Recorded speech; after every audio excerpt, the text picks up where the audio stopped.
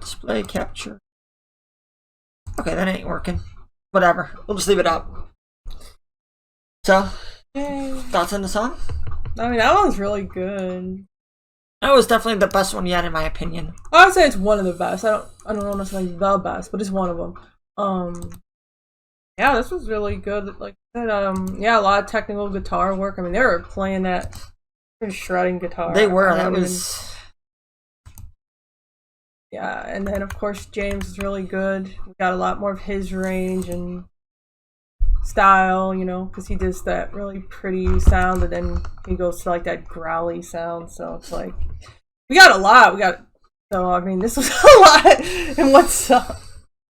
I loved it so fucking much. So thanks a lot again, guys. And hopefully I'm not done with the Dream Theater's reaction, because there's still so much to do, and each time I'm having so much fun, so I don't want it to end. I'll publish planning number 20 probably tonight, so you have to be really fast to give me the next one I'm gonna do.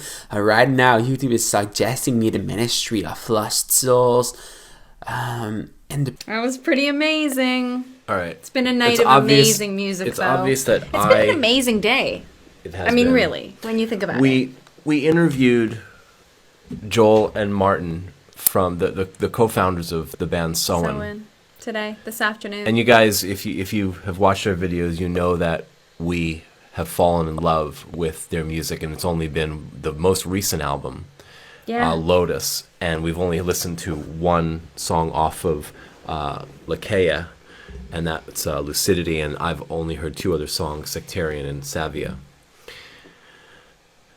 We spent over an hour with them backstage. They sat down. There's a split screen on Skype. it.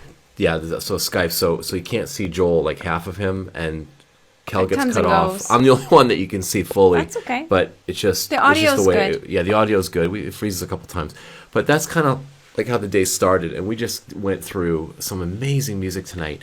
I was not ready for that, Kel. I was not ready. What's to be ready? Because I have an idea of what Dream Theater can be. That performance, besides who did the camera work? I mean, it's like they had like 4 cameras going, but they were like they were out of focus. There was like glare and stuff, and it looked like there was a film on it. Besides that, that was all-time favorite performance from Dream Theater for me. Oh. Well, the reason why is because the song starts hot, and it just keeps going. And then I guess it's the 2 parts of In the Presence of Enemies, which I would imagine they maybe only played one part, because they can't always do both parts in a concert. That's like half the first set. So I'm blown away. What did you like specifically about that, you know, in terms of the music? Because I'm not sure what the lyrics are really meaning at this point. I'm not there yet, but I got some of it. I love the energy. I love watching them have fun, and I love watching them smile. I gotta tell ya, they're true masters of their craft, like so many other musicians that we've had the privilege of listening to since we started all this, and heroes from the past, and they're just epically talented. And when I listen to them, I just think, wow, true masters at work. And we're watching that mastery. We watched Slash and Miles Kennedy. Yeah, with Conspirators just do. And I mean, Anastasia. All you can do is let your mouth hang open for part of it and just be shocked and in true awe. Yeah. I once met a woman long ago, and it was completely unrelated to anything. But I knew that as I stood beside her and spoke with her, I knew that I was in the presence of greatness. I could just tell by the way she was speaking, the conversation, the way it went. It was a random meeting. It had nothing to do with anything. It was just 2 strangers having a conversation. But I really felt that I was standing next to a great, great woman. And when I hear these bands, all of them, I am in the presence of greatness. Even though I am not with them physically, I am listening to greatness in action. all of them. Yeah. You don't get to be I've said it before. Well, I wouldn't say all of them. Not all the bands. You're talking about the bands that are the bands big that names. we're I mean, listening to. Yeah, the bands that we're listening to. Absolutely. We're not listening to. Yeah. We're taking your suggestions and we're vetting them. I feel that all the bands that we've listened to have been pretty fantastic. Yeah. Where do you put that performance? I can't. For live. I can't. I don't. It's the Dream. I'm currently in the Dream Theater spaceship, and I'm enjoying the ride completely. My mind is completely 100% focused on what is going on here, and I am loving it. And when we switch universes and we go somewhere else for a different ride, I'm completely. And if I don't like it, I will say that I don't enjoy it. The drums.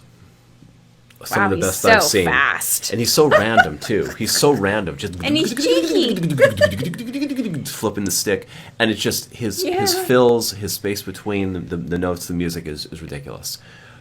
John on the bass, what he was doing in that song, that was godlike. Petrucci, forget it. Like, just pick a riff, pick a, and I liked how Jordan didn't play over the music. He played with the music. Sometimes I think he's showing off his chops, and that's fine. But I think with this pairing of the songs, I think he just played with it. I think there was enough there that he didn't need to go off more. And James is singing. I mean, it was like top shelf for me. So that's when I say, how does it compare? There is no comparison. I love it all. I can't. I don't have enough experience with all of them to make a comparison. Okay. I love it all. I'll compare. It all. She won't compare. I'm not going to. Yeah, I just say, okay, we've seen some live performances where the bass player was playing bass, and it was a great song. And then there was the drums. The drums were going, and then the vocalist. I compare that performance for each of those performers and say, based on the song, how did they do? Their showmanship. Were they moving around the stage? Does it sound like they were missing a lot of notes? Were they out of time? Had the sound engineers do? That's what I mean. Like, and I just think that each one of them on that performance was 10 out of 10. Yeah. I'm pretty sure my mind is blown right now. Some songs truly do deserve a moment of silence.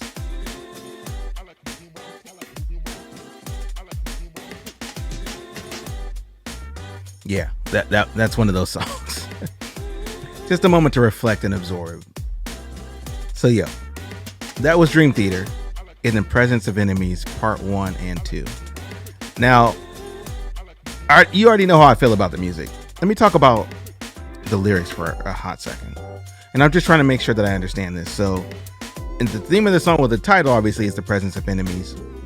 But it feels like, listening to the song, they're showing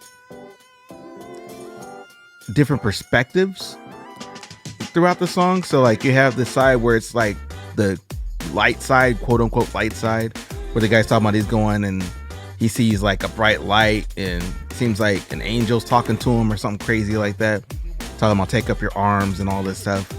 And then you have the second part where it's like the dark side, where he's talking about my dark lord, my sword is for you, you know what I'm saying? And then like the last part is like the actual battle. Is that what I'm getting? Is that what happened? Where it's like you show different sides of the conflict, and then you show the conflict itself, and then the conflict just kind of rolls to its natural conclusion, which is probably everybody getting taken out. Like, I think that's what I got. Let me know if I'm wrong. I mean, that's just the gist that I grabbed, just from the lyrics that I could take in. But I'll say this: it is super hard to pay attention to the lyrics when I'm sitting here really focused on the band. Like, everybody is on point. And the thing that I love about progressive rock and these type of bands like this that kind of take stuff to a different level is that they're not afraid to try intricate, difficult time signature loops, you know, that should not be tried in the live setting, and should only be tried after being practiced for maybe 7 or 8 years. These guys have found a way to do it probably in a lot less time than that, obviously. But the fact that they're able to pull this off in a live setting is just astounding. It really is. And to come off and sound flawless. Like, no missed notes, no bad notes, nothing out of the ordinary. And if they had any, they found a really good way to cover it. So where you wouldn't be like, oh, they messed up here and there, but it was good. It was good for a live show. Nah, that was good, period. So, and the fact that they're able to like let their instruments truly speak for them, in these songs is amazing. Like they're having conversations with each other. That's what it is. And they're having complicated conversations, I'm saying, that like groundbreaking conversations between each other, and they have that good symbiotic relationship as a band to be able to pull it off, because all that stuff is mad articulate, mad, crazy notes, patterns, things like that. And they're speaking in the language of music, but it just sounds phenomenal. So big up to Dream Theater on this one, for real. Like, that was probably one of the craziest songs that I've ever heard. And definitely something that I would expect to come out of a band like this. So anyway, hats off to Dream Theater on that one. So yo, I'm gonna get up out of here, y'all. My mind's totally blown. I need to like take a break. I have some snacks on standby anyway, just to make sure, but I might grab something a little bit more to eat. And then I'm gonna come back with some more reactions. You know what I'm saying? That's what I'm definitely want to do today. But I had to go back to Dream Theater and check out part 1 and part 2 of this song. And I will definitely say, I agree in the comments. If you broke it down by part 2 is definitely more engaging. There's a lot more going on musically. Not saying that part 1 is bad at all. Don't don't do that. But like in terms of solo work, in terms of what they're doing on the track and all the more intricate stuff that you're hearing going on, you definitely get more of that in the second part of the song than the first part, in my opinion. So